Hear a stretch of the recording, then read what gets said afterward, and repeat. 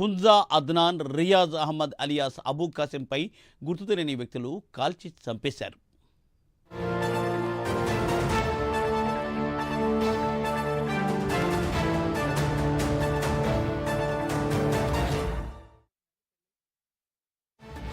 హఫీజ్ సయీద్కు చెందిన మనుషులు ఒక్కరొక్కరిని గుర్తు తెలియని వ్యక్తులు మట్టుబెడుతున్నారు.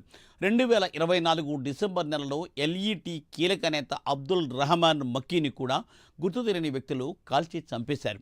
హఫీజ్కు అత్యంత సమీప బంధువైన అబ్దుల్ రహమాన్ మక్కీ కూడా ముంబై దాడుల కేసు 26/11 ఘటనలో కీలక నిందితుడిగా ఉన్నాడు.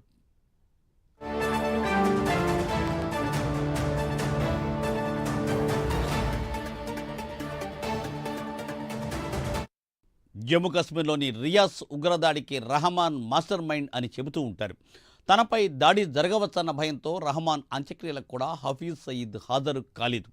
ఈ దాడుల నేపథ్యంలో అత్యంత కీలక ఉగ్రవాదులు పలువురిని పాక్ ఉగ్రవాద సంస్థ ISI పాకిస్తాన్లోని వివిధ రహస్య ప్రాంతాలకు తరలించింది.